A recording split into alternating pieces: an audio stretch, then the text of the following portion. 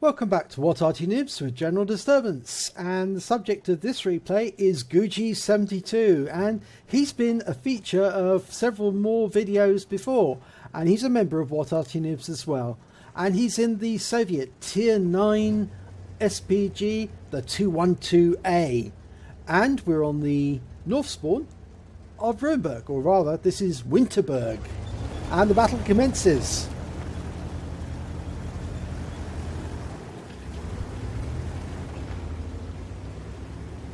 Now, there's several places from which you can fire on Winterberg. Artillery tend to stay near the cap because the best places to fire are near the cap, but Guji's selecting a place just at the back row here where you can get good angles on the enemy as they're in the streets.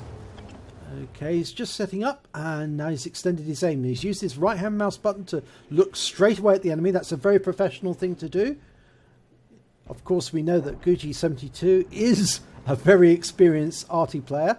And look at this, he's looking at that Emil 2, and he's ready, he's loaded. And there's a Scorpion G there behind him. Oh, what a target. And he gets both of them. He hits both. 537 on the Scorpion, 406 on the Emil. What a shot. That's certainly using your ammunition to its best advantage. Now, he's using the 152mm BR2 cannon, and the reason we know that, of course, is that he's got 20 rounds of ammunition to play with.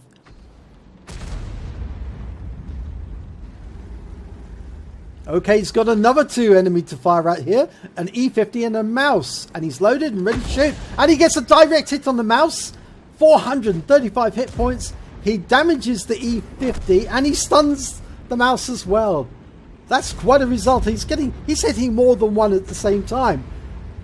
If the enemy is stupid enough to put both tanks together, then it's really to the advantage of the artillery player to hit both at the same time. Do multiple hits.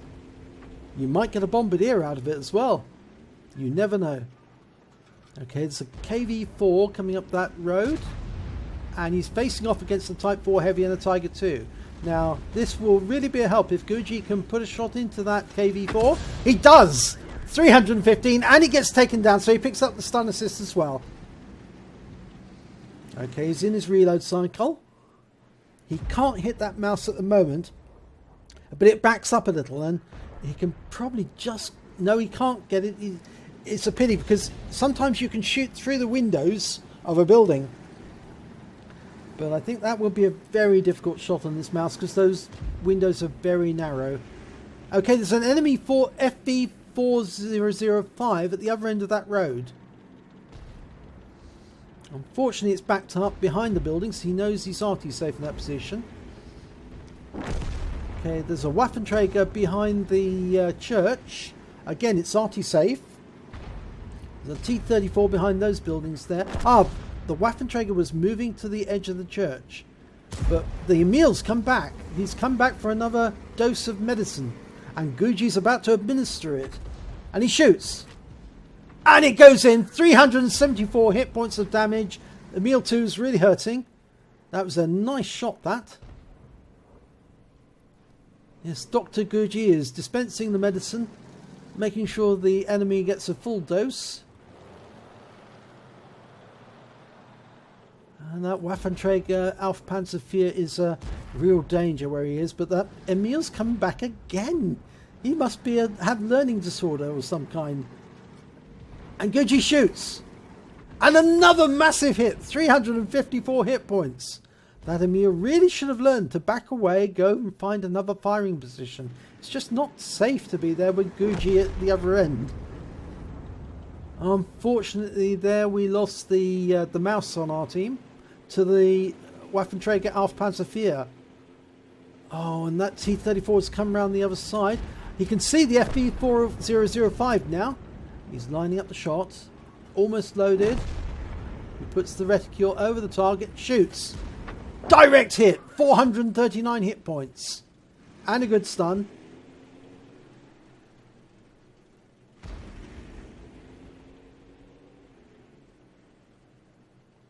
Okay, the T-34 has gone down. Now they're one tank down overall,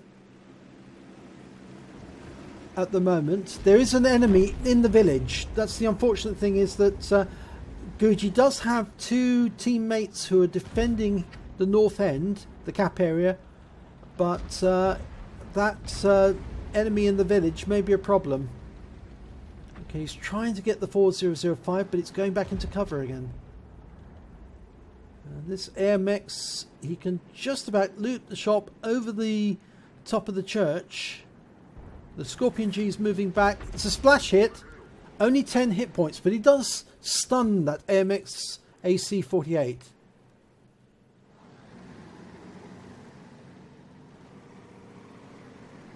Yes, it looks as if the Emil 2 has learned his lesson, and he's disappeared now. And the AMX has been taken out. That gives Guji's team the advantage of one tank. And the FV4005 has been spotted and taken out by the T30 on Guji's team. And the Scorpion G's gone back to that position, but it's got very little health points, so a splash would take out that Scorpion G. But that Waffenträger is a real problem. And he's almost poking his head around the corner. Guji shoots.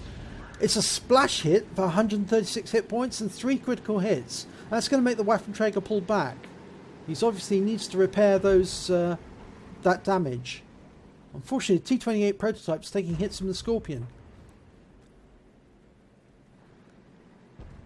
And the Scorpion's pulling back now, and that TVP is being a real difficult, because that's the second tank the TVP's taken down in a short while. Oh, and another one's gone down to the TVP. He's really doing well. He's taken down the Lerther.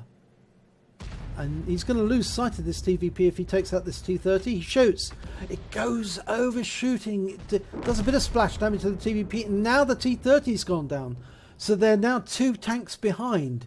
In fact, the defenders of the cap, the teammates that were with Guji, have now headed to the east and to the south. Oh, this is unfortunate. It's left Guji all on his own.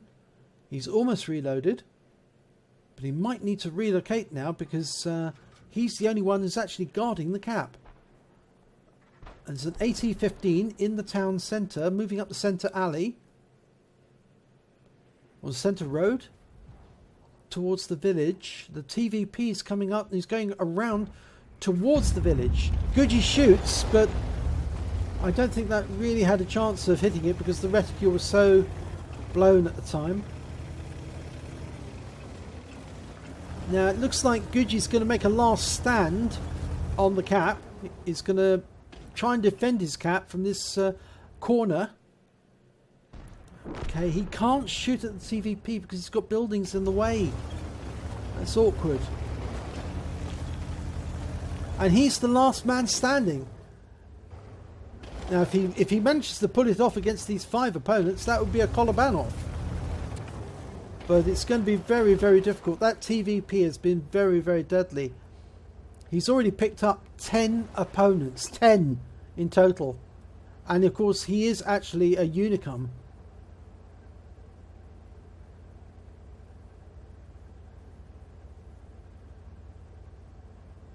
This is going to be very, very difficult.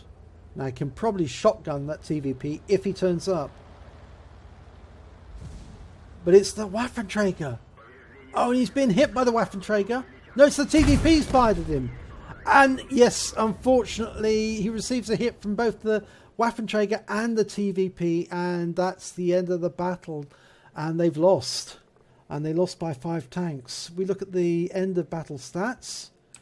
And it's a 3rd class tanker for Guji. A bruiser. A Gores Medal for doing 10 times the hit points in damage of the hit points of his vehicle. And he got the Confederates. He hit more enemies, tanks, than any other member of his team. At least 6 that were then subsequently destroyed by his teammates. If we look at the team scores, he did 3,765 hit points of damage. He didn't get any kills at all. But he did pick up base XP of 465. He fired 11 shots in total. He got 4 direct hits, 4 penetrations, 8 splash damage, 3,765 hit points in total, and 3,262 at a distance of more than 300 meters. He received 3 hits, 2 penetrations, 1 non-penetration, and his damage blocked by armor was 320. He damaged 9 vehicles but didn't kill any, and damage to vehicles that were stunned by him 775, and he caused 12 stuns in total. He's on a premium count, so he earned 42,504 credits. Add another 5,508 credits for what we call courageous resistance, or rather for getting an epic medal, which equalizes his scores with those of the winners. And he received a total of 48,012 credits. After deductions for repair and ammunition, he takes away 11,414 credits. He received his base XP of 698 on a premium account. He received 417 for the courageous resistance for getting an epic medal, and he takes away 1,115 credits, experience points in total. So unfortunate that, Guji. You did do very well. It was a good firing position to fire from. I think it taught us all a lesson about where you can get some really good shots in Winterberg, and you taught that Emil a lesson about poking your head out, and he obviously took the lesson to heart because he didn't appear at that corner anymore afterwards. So well done, but unfortunately it was a loss. But if you enjoyed this battle, please give it a like and do subscribe to our channel, and hopefully I will see you in the next replay.